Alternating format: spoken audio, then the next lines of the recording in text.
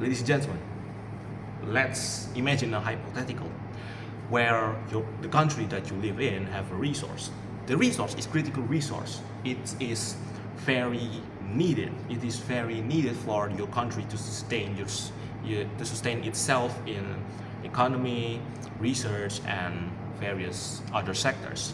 And all of a sudden they are monitored or they are maintained, they are under being watched by either anyone. It could mean anyone, ladies and gentlemen. It could either be an ex-taxi driver who got there because of democracy, or it could mean a mediocre politician who rose through the parliamentary or governance ranks just because of his populist remarks or populist promise. And that is what we are going to discuss based on this motion today we have, ladies and gentlemen, which is that this House prefers a world where critical resources are governed by the International Materials Agency. Ladies and gentlemen, this motion is not just about critical resources or International Materials Agency. This motion is also about how you would use the resources smartly. And because of this, we as the proposition believes that International Materials Agency would be best to govern critical resources. Ladies and gentlemen, let us jump to our points of definition. What is critical resource? Critical resources are resources in limited availability. They are hard to extract and very limited in resource. They are of course opposite to abundance, which is very big stuff. Limited is only few, and besides very hard to extract and very limited in resource, they are also needed to sustain and maintain activities in various sectors such as research, economy, and development of a state. And with that being said, as our definitions of critical resource, let's jump to our next point of definition in this motion, which is International Materials Agency. What is International Materials Agency, ladies and gentlemen? We would assume them as internation or between nations body of organization under the United Nations designated to monitor resources and make standards regarding of the regulations of the resources there are.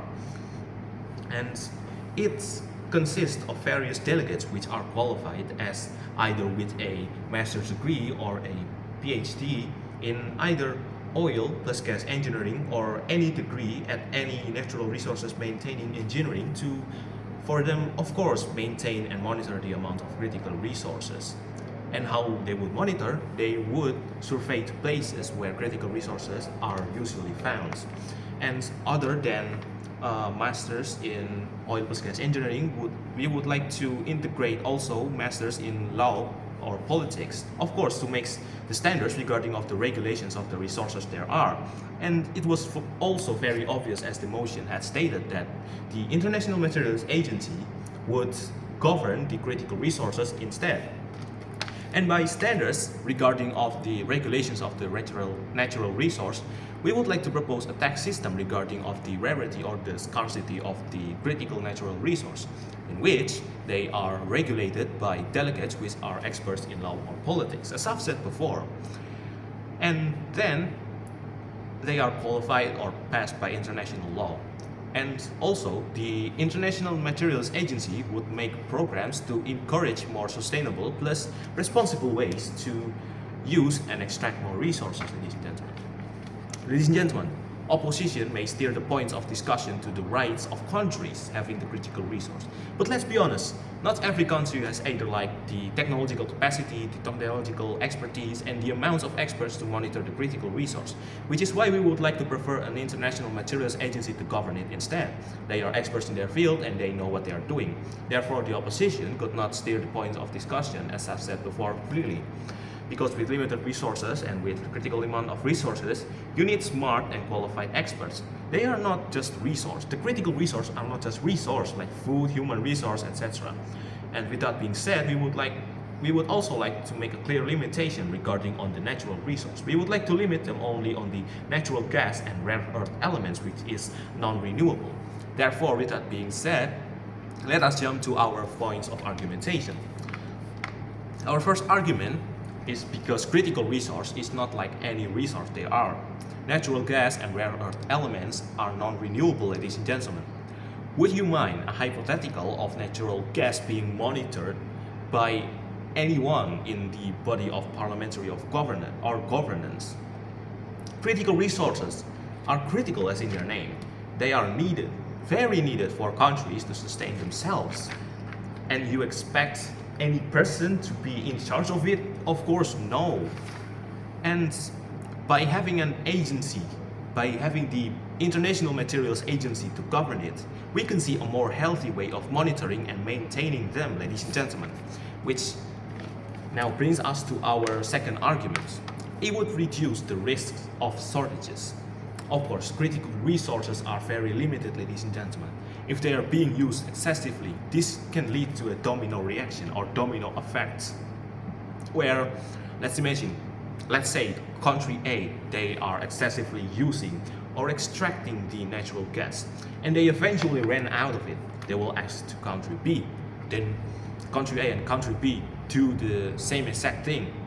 Then the country B's reserves ran out. They ran to country C, and so on.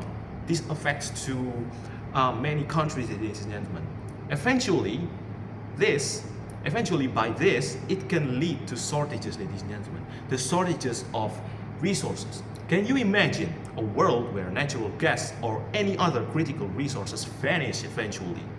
Of course, countries eventually die out because critical resources are very needed for countries to sustain and maintain their development. And by having an international materials agency to govern it, instead, we can see the examples or proofs of excessive or reckless extracting of natural resources by countries decline.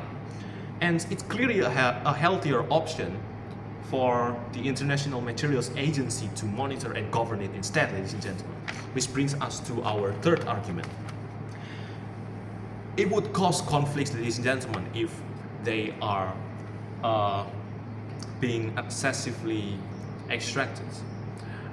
And the third argument is the aftermath effect of the second argument. Countries, when they desperately need resources, what do? They either ask trade to neighboring countries, or even worse, they will extort, they will make an ultimatum, which if are not fulfilled, this would lead to wars or conflicts, ladies and gentlemen. Would you mind your countries being colonized just because another country wants your country's resource? No, right? And by having the International Materials Agency to monitor it, we can build toward a healthier future regarding the effects of the resources there are, ladies and gentlemen. And by the points of argumentation I've said earlier, we as the proposition team still believe that this house prefers a world where critical resources are governed by the International Materials Agency. We would like to propose this motion.